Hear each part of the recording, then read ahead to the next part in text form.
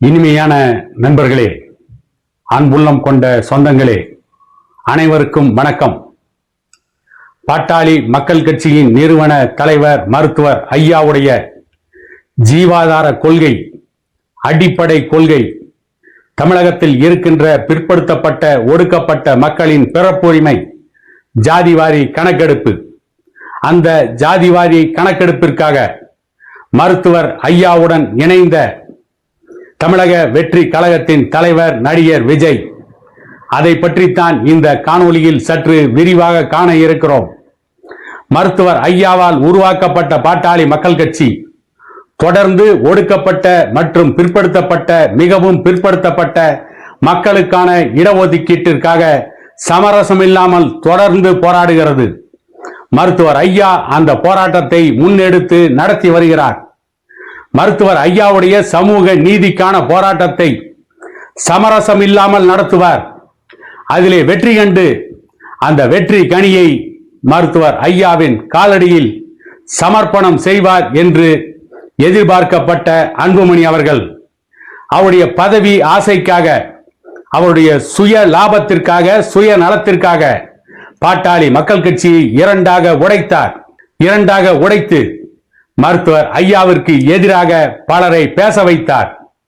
ஆனாலும் கூட ஜாதிவாரி கணக்கெடுப்பு நடத்த வேண்டும், வன்னியர்களுக்கு தனி உள் ஒதுக்கீடு கொடுக்க வேண்டும் என்று சென்ற ஆண்டு டிசம்பர் மாதமே போராட போவதாக ஒரு தேதியை அறிவித்தார். ஆனால் இன்று வரை போராடவில்லை. அதற்கு அடுத்து என்ன செய்தார்? டிசம்பர் மாதம் நடக்க போகின்ற அந்த போராட்டத்தை தள்ளி வைக்க போகிறோம் என்று அப்போதே அறிவிப்பு கொடுத்தார். அதாவது ஜனவரி மாதம், இந்த ஆண்டு ஜனவரி மாதம் 29ஆம் தேதி அந்த போராட்டத்தை, அந்த சிறை நிரப்பும் போராட்டத்தை நடத்தப் போவதாக அறிவித்தார். ஆனால் இப்பொழுது அதை பற்றி ஒரு சிறு சத்தம் கூட காணவில்லை. அதை பற்றி அன்புமணி அவர்கள் தரப்பில் யாரும் மறந்தும் கூட வாய் திறந்து பேசுவதில்லை. ஏனென்றால் சமூக நீதிக்கு எதிரான பாரதிய ஜனதா கட்சியோடு கூட்டணி வைத்து விட்டார். பாரதிய ஜனதா கட்சியின் நெருக்கடிக்கு பணிந்து அண்ணா திமுக பாரதிய ஜனதா கட்சியினுடைய தேசிய ஜனநாயக கூட்டணியில் இணைந்து விட்டார். இணைந்த வேகத்தில் ராஜ்யசபா உறுப்பினர் பொறுப்பு வாங்குவதற்கு முயற்சி செய்து இப்பொழுது அந்த தேர்தலிலே அண்ணா திமுக பாரதிய ஜனதா கட்சியின் ஆதரவுடன் போட்டியிடுகிறார். ஆகவே இனி அன்புமணி ஜாதிவாரி கணக்கெடுப்பை பற்றி பேசுவாரா? பிரதமர் நரேந்திர மோடியே சமூக நீதி காவலர் என்கிறார்.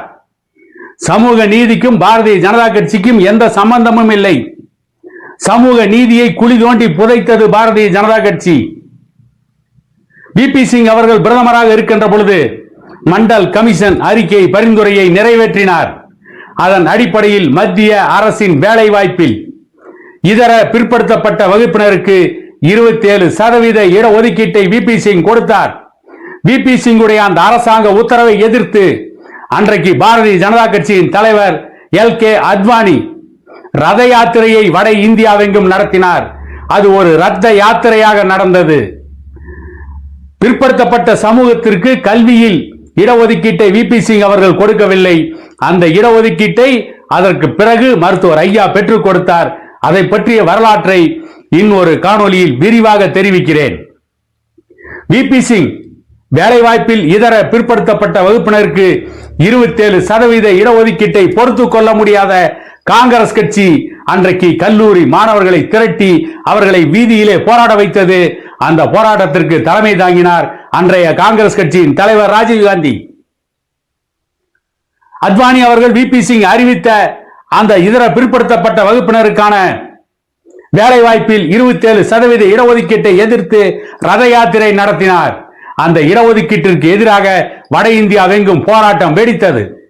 ஆனால் தமிழகத்தில் தான் மருத்துவர் ஐயா அவர்கள் இடஒதுக்கீட்டுக்கு எதிரான போராட்டக்காரர்களுக்கு எதிராக ஒரு மிகப்பெரிய போராட்டத்தை நடத்தி காண்பித்தார்.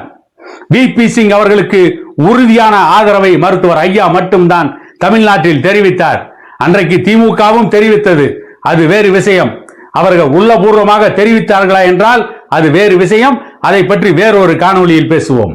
இப்படி சமூக நீதிக்காக தன்னுடைய வாழ்நாளை அர்ப்பணித்து சமரசம் இல்லாமல் போராடி கொண்டிருக்கின்ற மருத்துவர் ஐயாவை சமூக நீதி தலைவர் என்று ஏற்கனவே சொன்ன அன்புமணி அவர்கள் நரேந்திர மோடி அமர்ந்திருந்த கூட்டத்தில் நரேந்திர மோடியை பாராட்ட வேண்டும் என்பதற்காக, நரேந்திர மோடியை புகழ வேண்டும் என்பதற்காக, அவருக்கு முகஸ்துதி செய்ய வேண்டும் என்பதற்காக சமூக நீதிக்கான தலைவர், இந்தியாவெங்கும் இருக்கின்ற ஒரே தலைவரான ஒப்பற்ற தலைவர் மருத்துவர் ஐயாவின் பெயரை உச்சரிக்காமல் அன்றைக்கு நரேந்திர மோடியின் பெயரை உச்சரித்து அன்புமணி அவர்கள் மருத்துவர் ஐயாவின் கொள்கையை ஏற்றுக்கொண்டிருந்ததை எல்லாம் காற்றிலே பறக்க விட்டார்.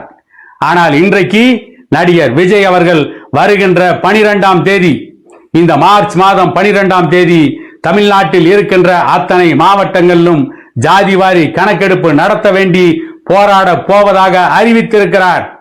மருத்துவர் ஐயாவுடைய ஜீவாதார உரிமைகளை காப்பாற்ற வேண்டும்.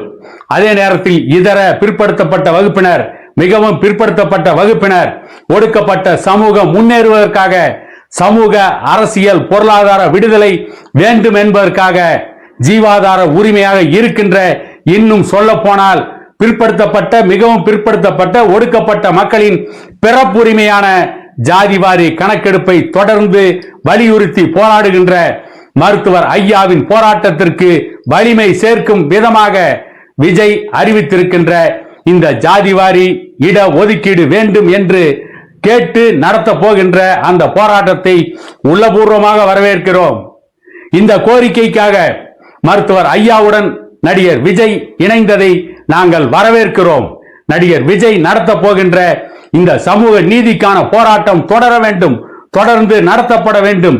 தமிழகத்தில் இதர பிற்படுத்தப்பட்ட வகுப்பினர், மிகவும் பிற்படுத்தப்பட்ட வகுப்பினர், ஒடுக்கப்பட்ட மக்கள் அனைவருக்கும் சமூக நீதி சமரசம் இல்லாமல் வழங்கப்பட வேண்டும். அதற்காக விஜய் கையில் எடுத்திருக்கின்ற போராட்டம் வெற்றியடைய வேண்டும் என கூறிக்கொண்டு மீண்டும் ஒரு காணொளியில் உங்களை சந்திக்கும் வரை உங்களிடமிருந்து விடைபெறுவது உங்கள் எடப்பாடி துரைசாமி.